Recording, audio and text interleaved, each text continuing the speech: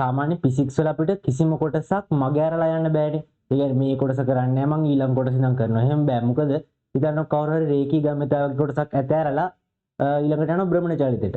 එහෙම බෑ. මොකද පේපර් එකේ රේඛී ගම්‍යතාවය භ්‍රමණ චලිතය මික්ස් කරලා ඕන තරම් ගණන් අහන්න පුළුවන්. ඒ වගේ ගාණක් අහලා තියෙනවා 2010 එසේ ප්‍රශ්නෙත්. අන්න ඒ වගේ රේඛීය ගම්‍යතාවය භ්‍රමණ චලිතය මික්ස් කරපු ගාණක් නැත්නම් MCQ ආවොත් කොහොමද හදන්නේ කියලා අපි බලමු. මේ MCQ හදලා තියෙන්නේ 2010 එසේ එක සම්බන්ධ කරලා එසේ එකේ විදියටම හදපු MCQ එකක් තමයි මේ. ස්කන්ධයේ M හා දිග L වන AB දණ්ඩක් AB ඒකාකාර දණ්ඩක් තිරස් පෘෂ්ඨයක් මත පවතී. රූපයේ පරිදි ස්කන්ධයේ M වන බෝලයක් v ප්‍රවේගයෙන් ගමන් කර දණ්ඩේ ගුරුත්ව කේන්ද්‍රයට x දුරකින් ලම්බකව ගැටි එම ප්‍රවේගයෙන්ම ප්‍රතිවිරුද්ධ දිශාවට පොළාපනි. දණ්ඩ චලිත වීම ආරම්භ වන විට දණ්ඩේ A කෙළවර නිශ්චලව පැවතීම සඳහා x ට පැවතිය යුතු අගය වන්නේ G හරහා යන පෘෂ්ඨයට ලම්බ කක්ෂයක් වට අවස්ථි ගුණය I වේ. හිතන්න මේක දණ්ඩ. ස්කන්ධයේ M දිග L. මේ කෙළවර A. මේ කෙළවර B. මෙතන ගුරුත්ව කේන්ද්‍රය. මොකද්ද වෙලා තියෙන්නේ? ගුරුත්ව කේන්ද්‍රයට x දුරින් v ප්‍රවේගයෙන් ඇවිල්ලා බෝලයක් වදිනවා. මෙන්න මේ A කෙළවර නිශ්චල වෙන්න නම් මේ x වල අගය හොයන්නේ. කොහොමද දැන් අපි මේ වගේ හිතන්නේ? දැන් බලන්න. මේ බෝලේ වැදුනම ඇත්තටම මොකද්ද වෙන්නේ? මේ බෝලේ වැදුනම දැන් හිතන්න මේක දණ්ඩ නම් මේක මත මොකක් හරි ඇවිල්ලා වැදුනම වෙන්නේ මේක ඉස්සරහට චලිත වෙන ගමන් මෙන්න මෙහෙම කැරකෙන්න පටන් ගන්න එක නේද? ඒ කියන්නේ මේ දණ්ඩට කෝණික චලිතකුත් හිමි වෙනවා, රේඛීය චලිතකුත් හිමි වෙනවා. එහෙනම් අපි මේ චලිත දෙකම සලකන්න වෙනව නේද? එතකොට බලමු. දැන් මේකට මේ රේඛීය ප්‍රවේගයක් හිමි වෙච්ච හින්දා මේක ඉස්සරහට යනවා. කෝණික ප්‍රවේගයේ හිමි වෙච්ච හින්දා මොකද වෙන්නේ? මේක මෙන්න මේ විදිහට කැරකීම සිද්ධ වෙනවා. හරි. අපි හිතමු මෙයාගේ රේඛීය ප්‍රවේගය හමු වෙන එක v' කියලා. එතකොට දැන් කියනවා මේ බෝලෙත් ආපහු v ප්‍රවේගයෙන්ම පොළාපයින්නවලු. හරි. දැන් අපි මෙන්න මේ රේඛීය ප්‍රවේගය හොයාගන්නේ කොහොමද? රේඛීය ප්‍රවේගය අපිට හොයාගන්න පුළුවන් එකම ක්‍රමය තමයි මොකද්ද? මේක කිසිම බාහිර අසමතුලිත බලයක් ක්‍රියාත්මක වෙන්නේ නැති හින්දා අපිට හොයන්න පුළුවන් රේඛීය ගම්‍යතා සංසිද්ධි නියමය පාවිච්චි කරලා. හරි. අපි මේකට දාමු රේඛීය ගම්‍යතා සංසිද්ධි නියමය. කොහොමද? ආරම්භයේ බෝලේ තමයි ප්‍රවේගය තිබේ. කියන්නේ යක් ගම්‍යතාවේ mv සමානයි.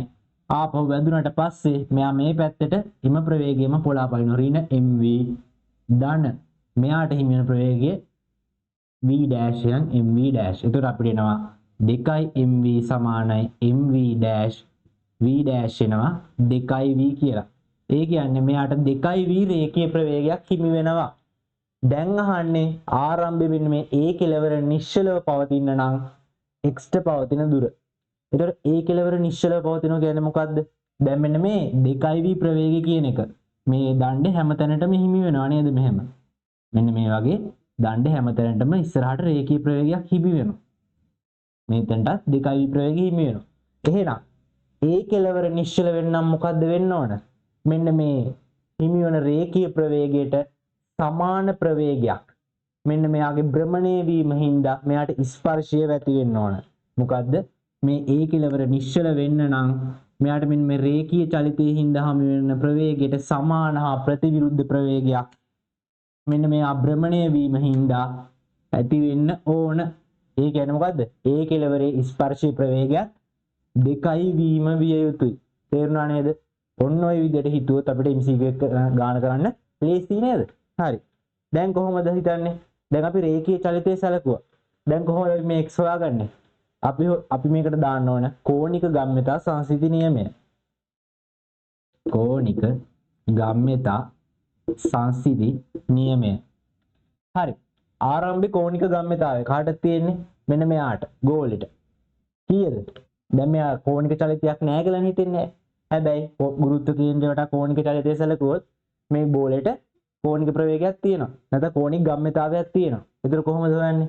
කෝණික ගම්‍යතාවය කියන්නේ රේඛීය ගම්‍යතාවයේ ගූර්ණය කියලා දන්න ඕනේ. එහෙනම් mv(x) සමානයි. ආපහු මෙයා මේ පැත්තටම පොළාපයින්නවා. ඒ කියන්නේ ඍණ mvx ධන දණ්ඩේ කෝණික ගම්‍යතාවය කීයද? දණ්ඩේ අවස්ථි ගූර්ණය I කෝණික ප්‍රවේගය ඔමෙගා කියලා ගමු. එහෙනම් අපිට එනවා 2 mvx සමානයි i ඔමේගා කියලා. එතකොට ඔමේගා සමානයි 2 mvx බෙදීම i. හරිද? දැන් අපි කලින් හොයාගත්තා මෙන්න මේ a කෙලවරේ ස්පර්ශීය ප්‍රවේගය 2v කියලා. එහෙනම් අපිට එතනින් සම්බන්ධයක් ගන්නත් පුළුවන්. ඒ කොහොමද? අපි දන්නා සූත්‍රය මොකද්ද? ස්පර්ශීය ප්‍රවේගය v සමානයි r ඔමේගා. v සමානයි r ඔමේගා.